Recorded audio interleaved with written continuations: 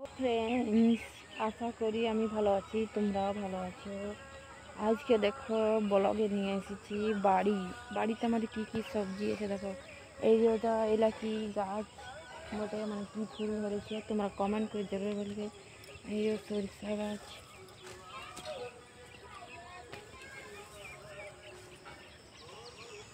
দেখতে দেখো পালং শাক, বহুত কম সবজি আছে, এখন সবজি নাই। এই একটা লাগানো হয়েছে, এখন লাগা হয়েছে ভেন্ডি গাছ। এই দেখতে ছোট ছোট ভেন্ডি গাছ আছে, আর এরা তোমরা চিনহ দেখতে।